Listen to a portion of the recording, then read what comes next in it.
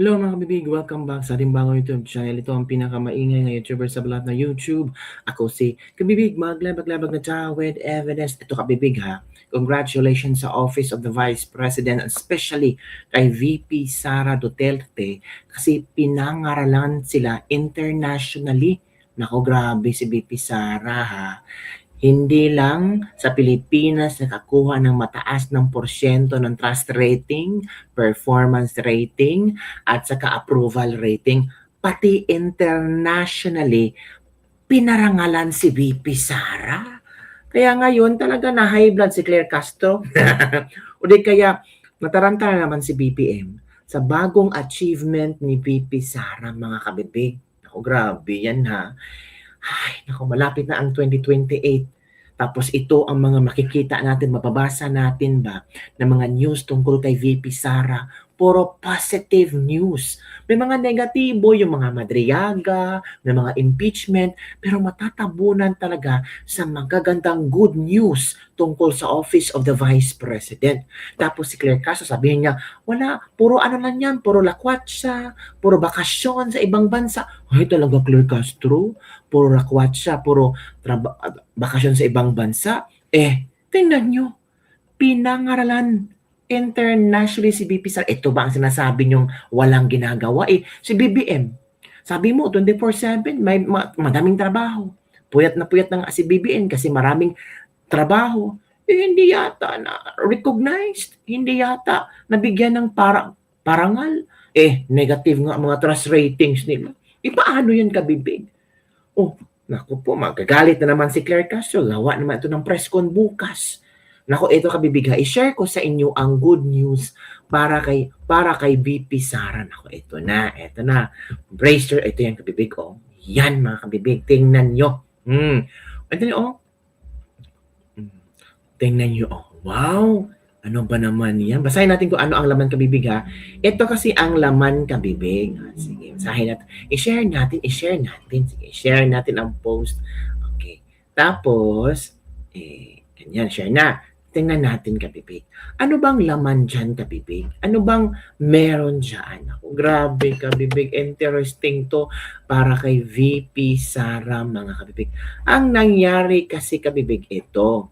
OVP, napanatili ang ISO 9001 2015 certification sa 2025 ISO surveillance audit. Ito ba yung ano? Ito ba yung ipapa-impeach nyo pero na-maintain nila ang ISO? Nako. ISO certification for 2025 for surveillance audit. Tapos ba-impeach nyo? Matagumpay na napanatili ng Office of the Vice President or OVP ang international, take note ha, International Organization for Standardization ISO 9001 2015 certification nito matapos ang nangyaring 2025 ISO surveillance audit sa pangunguna ng TUV Rainland. Isinagawa ang naturang audit noong January 12, 2026, bago lang kabibig, para sa Panay at Negros Island Satellite Office at Southern Mindanao Satellite Office at noong January 16, 2026 para naman sa Central Office. Inaudit doon sa Panay, sa Negros, sa office ng mga satellite offices ng OVP, tapos nung January 16 sa central office, inaudit ng kabibig. Ang positibong resulta ay bunga sa masusing paghahanda at koordinasyon ng quality management team sa pangunguna ng quality management representative, internal quality audit team at planning division para magawa ang serye ng trainings, ISO awareness sessions at GAP analysis mula August hanggang December 2025. Isa itong patunay sa dedikasyon ng tanggapan na siguraduhing nakahanay sa international, take note ha, international na pamantayan ang lahat ng proseso at serbisyong naghahatid ng tulong sa ating mga kababayan. Tingnan mo. Oh, lahat ng programa ng OVP internationally audited. Nakahanay sa international na pamantayan ang lahat ng proseso at serbisyo. Tingnan nyo. Ganon ang OVP. Ganon si Vice President Sara Duterte. Patuloy nagsusumikap ang OVP na makapag-abot ng dekalidad at mahusay na serbisyong pampubliko para sa ikabubuti ng bawat individual at komunidad na nangangailangan saan man sa bansa. Anong reaction nyo dyan? Papahiya na naman tayo dyan, BBM. Papahiya na naman tayo dyan. ISO certified. ISO. Tingnan nyo kabibig ha? International Organization for Standardization. Nako. At lahat ng programa ng OVP ay talagang nasiguro na nakahanay sa international na pamantayan ang lahat ng proseso at mga serbisyong inihatid nila. Saan mo hahanapin yan? Naku po, paano yan? Ngayon, tingnan nyo si BP Sara. Tingnan nyo ang OVP. Acknowledge internationally. Paano yan? Ano yung reaction? Tapos ito yung ipa-impeach nyo. Ito yung hinahanapan nyo ng mali. Ito yung hinahanapan nyo ng konting konting puna, konting mali, konting gusot sa OVP. Tapos tila pala yung nakahanay sa international ang pamantayan at proseso ng kailang serbisyong ibinigay. Accredited niyan, oy. Paano yan, Kabimbing? Mapapahiya na naman sila. Ang Office of the President ba, kumusta? Kumusta, Kabimbing? Ewan ko. Basta ang OVP, ISO, palakpakan na. I-share nyo ang video, oy. I-share nyo. Magandang good news to. Oo. Maganda, good news pa. Di ba, Kabibing? Alam nyo ba, ni BP Sara, natanong ni Alvin and Tourism. Kasi si Alvin, ano na sa Hague, at yung ibang mga vlogger. Of course, ma-interview si BP Sara. Nandun si BP Sara sa ICC sa The Hague. In-interview si BP Sara regarding sa kanyang nilulutong impeachment na naman. Ako, impeachment na naman kami, Big. Heto na naman tayo. Impeachment na naman para kay BP Sara. Hindi sila mahiya na ipa-impeach nila yung OVP, yung Office of the Vice President si BP Sara. Tapos ang ganda-ganda ng record internationally, ISO. Nako. Ito kabibig ha, makinig tayo kay VP Sara. VP Sara, go. How are you today? I'm okay. Galing ako nagbisita kay President Duterte. And he's okay as well. VP Inday, on behalf of the Filipino community of The Hague and all over the world, Happy New Year to you. Thank you. Happy New Year to everyone as well. And I wish everyone success, good health, and happiness, of course. VP, is it okay for you kung meron ka man New Year's resolution for 2026? Wala na, tigilan nga kayo. Wala na. Wala na akong New Year's resolution kasi sa edad ko, natutunan ko na yung mga New Year's resolution, hindi talaga siya nasusunod. Kaya hindi na ako nag-New Year's resolution. Yung sabi nila, New Year's resolution ko, hindi na ako mag-soft drinks. It's good for 1 week. Pagkatapos ng 1 week, mag-soft drinks na yun. Kaya, huwag na. VP Inday, political Ikaw, question. ano ang New Year's resolution? Na to stay healthy na lang, VP. Yun lang. Stay healthy, ha? Oo. Pero ang junk food. Wala no, hindi na mo palit. Hindi mo palit yapon. Slowly lang. Slowly. Ikaw, ma'am, anong New Ikaw, Year's ma'am, daw. resolution mo, ma'am? Ako? Oh, wala na ito. Ilang araw lang, nalimutan na ang New Year's resolution. Ikaw, ma'am, ano? Ang New Year's resolution mo? In fairness, dito sa ano, fresh pa rin. So, di ba? Wala stress dito sa ano. Oh, oo. Yes. Para ano? Para ipakita natin sa mundo yung mali na ginawa kay former President Duterte. Pakita natin sa mundo kung paano magdudugo ang puso natin. Paano nililigpit yung ano, yung table sa gabi? Sa gilid lang, ma'am. Diyan. Okay lang.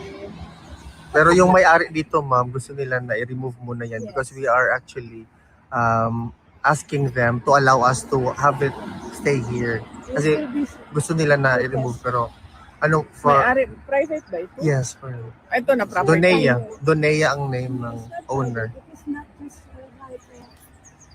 one part of the government. Kaya government They, subsidized. maintain this place. Oh, hindi na. Oh, sige. Okay, political question lang, ma'am. Nag-file na po ng impeachment complaint against PBBM. Meron po ba kayong reaction dito, ma'am? Sa ngayon, wala pa. Hintayin natin ang mga susunod na mga araw kung meron akong reaction. How about the Walang reaction. seemingly obvious filing of impeachment complaint against you for next month after the lift of 1-year ban?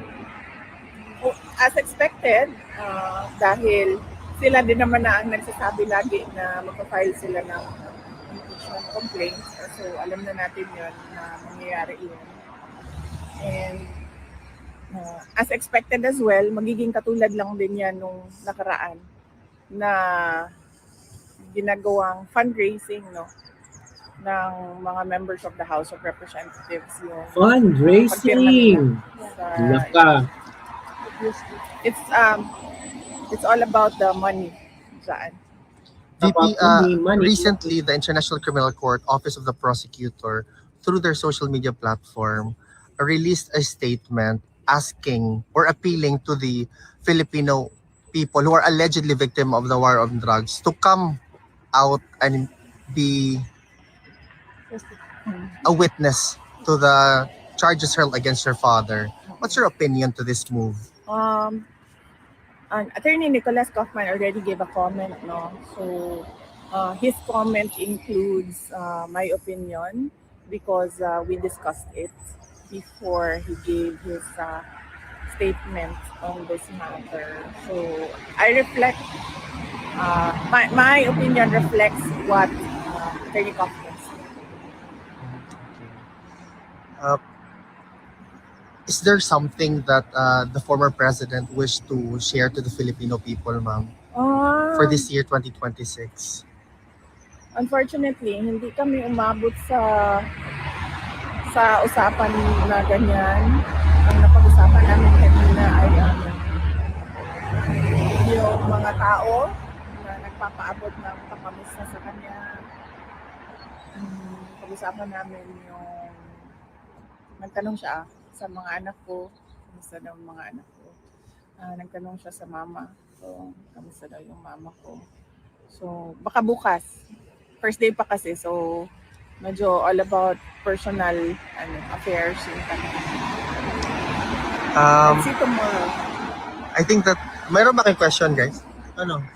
Any comment po sa pag-issue po ng Blue Ribbon Committee about sa delegation corruption? I reflect din the sentiment of many. Masyadong, sorry, Blue Ribbon ito ng Senate pala, Yes. no? Hindi ito ICI. Well, trabaho naman yan ng Senate at ang atin lang New Year's resolution dyan sa Blue Ribbon na ay sana meron ng mga managot sa nangyari. VP Inday, welcome back to the Netherlands. Yun kami big, sana may managot na sa pangyayari. So ito naman ang komento ng ilang mga netizen. my president for 2028, mas lalong sumikat, sinisiraan nyo kasi lalong tumunog ang pangalan niya. Tingnan nyo ngayong election, sure ako mananalo yan. Binibining Inday Lustay daw, sabi ni Buds Kuyu. Kagwapa sa among presidente puhon, amping po VP Sara. Drama lang yung impeachment kay BBM kasi yung nag-file na attorney ay lawyer ni FN na nag-file kay attorney Glenn ng disbarment. Ayan. New resolution, hindi naboboto ng Marcos. Halaga. Ang tagalang 2028, oy, nakainis. Gusto na namin maging presidente si VP Sara Duterte. O yun, kabibig ha. Yun ang mga komento nyo. Kayo kabibig. Isang tanong lang. Sorbi tayo. Sino ang gusto nyong maging presidente sa 2028? Halak. Boboto ba kayo kay VP Sara kung tatakbo sa 2028? Ako po. Feel na marami ba na, naku, si VP Sara yun, nanalo na yan eh. Random na ramdam namin yung nanalo kung tatakbo sa 2028. Pero sabi noon ni Senator Amy Marcos na, iniisipan ni VP Sara kung tatakbo siya. Hindi pa sure kasi iniisip niya yung kantatay. Yun ang kapipig ang ating Lipak-Lipak for today. Don't forget to like, subscribe, and share this video. Congratulations again sa OVP ha. Wow! ISO, internationally yan. Naku, ano kayo masasabi ni Claire Castro dyan? Ay, naku, ganun naman yan.